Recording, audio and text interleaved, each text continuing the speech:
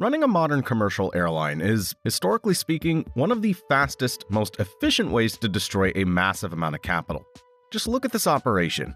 You have to constantly buy flying metal tubes that cost hundreds of millions of dollars each. You fill them with highly volatile jet fuel. You navigate extreme weather, supply chain crises, and grueling labor negotiations.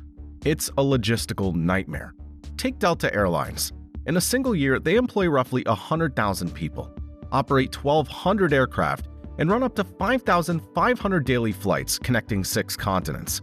But when you break down the actual math of you buying an economy ticket, the airline makes almost nothing. Once you factor in the fuel, the crew, and the enormous overhead, flying that plane frequently operates at a total loss. Industry analysts have proven this over and over. If you isolate the flying part of major airlines, they lose money. Without external revenue, United Airlines would see its profit margin drop to negative 1.9%. American Airlines drops to negative 8.3%. Southwest, a terrifying negative 19.9%. And physical networks are wildly fragile. Remember the massive global CrowdStrike IT outage in the summer of 2024? That one single software glitch grounded 7,000 Delta flights and cost them $380 million in 5 days.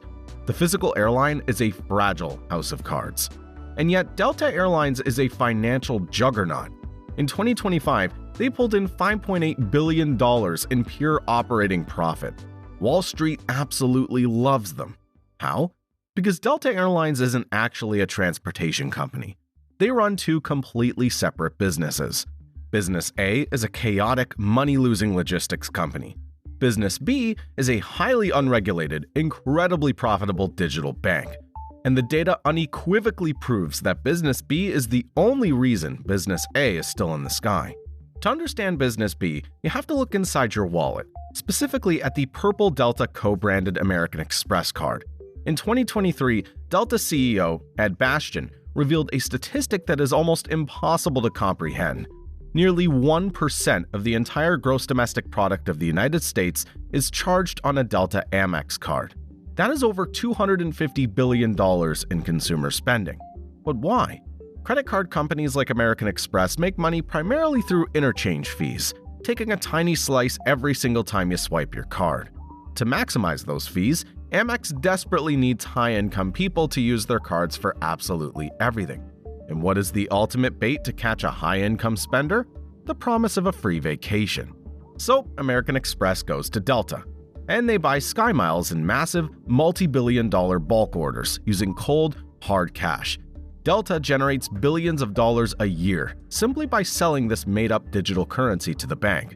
It's a pipeline of pure, high-margin cash that flows into the airline, regardless of whether their planes are flying full or sitting empty on the tarmac. In 2025, American Express paid Delta $8.2 billion. That single partnership accounted for roughly 14% of the airline's total adjusted revenue. Without Amex, Delta's profitability completely evaporates. This credit card partnership is so powerful that Delta explicitly leverages the spending data of their cardholders to choose where to fly their physical planes. The planes and the pilots are increasingly just a high-cost fulfillment service for the credit card portfolio. When Delta mints a SkyMile, it costs them practically nothing. It's just a line of code in a database. But they turn around and sell it to Amex for around a penny or a penny and a half. This completely unprecedented arrangement makes Delta Airlines the functional equivalent of an unregulated central bank. Think about it. If the Federal Reserve prints too much money, we get catastrophic economic inflation. But airlines have a magic trick. They control the supply of money, and they unilaterally control the price of the goods you can buy with it. It's a mechanism called dynamic pricing. If too many people have SkyMiles, Delta's internal algorithms simply devalue the currency overnight. A flight that cost 50,000 miles yesterday now costs 100,000 miles today. They instantly inflate the price, guaranteeing that the liability of the miles on their balance sheet never outpaces the billions in cash they already took from American Express. There's no federal oversight. They set the rules, and the house always wins. And it's getting darker. Economic analyses from UC Berkeley and Vanderbilt reveal these programs are devolving into massive data harvesting machines. They track your spending, your search history, even how your mouse moves across the screen. They use AI to build hyper-detailed behavioral profiles to figure out exactly how much you are willing to pay. A tactic called surveillance pricing. Lawmakers in DC are pushing the Credit Card Competition Act to break up these swipe fees. But for now, the unregulated era of airline central banking is running at full speed. The financial wizardry gets even crazier when you look at how humans actually behave. When Amex buys those miles today, you might not redeem them for 3 or 4 years. During that time, Delta's sitting on billions of dollars in real cash that hasn't been spent yet. In finance, this is called the float. At the end of 2024, Delta reported an $8.8 billion float sitting on its balance sheet. They can use that massive reserve of cash to earn interest, buy new planes, or upgrade lounges. It's essentially an $8.8 billion interest-free loan from the American public. But the real holy grail of the airline industry is a little accounting term called breakage. Every year, countless sky miles are simply forgotten. Passwords are lost, accounts go dormant, people pass away. When a mile's never redeemed, the liability simply vanishes from Delta's balance sheet. They get to keep the cash Amex originally paid them, and they never have to put you on an airplane. Across the entire global loyalty economy, there's an estimated $1 trillion in outstanding points liability. It is absolute accounting genius, weaponized against consumer psychology.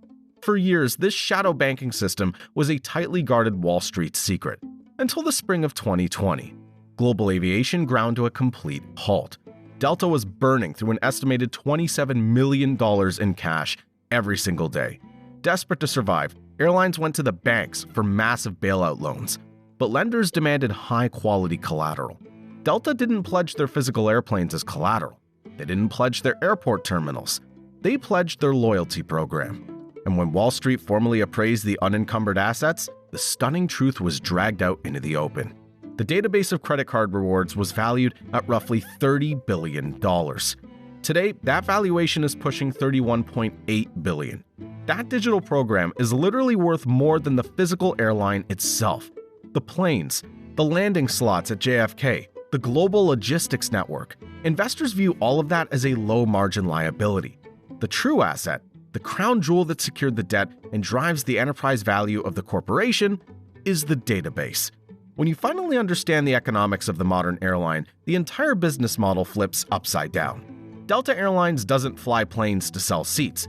They fly planes to maintain the illusion of the reward, the impeccable service, the newly renovated airport lounges, the sleek new Airbus A350s. They're all just high-cost marketing mechanisms. They're a massive global billboard designed to do one single thing: convince consumers that the currency is valuable enough to keep swiping that credit card. When you step onto a commercial aircraft, you aren't just a passenger taking a trip. You're an active participant in an unregulated, multi-billion-dollar banking ecosystem. Delta Airlines is a highly profitable $30 billion bank that just happens to use airplanes to get you to sign the paperwork.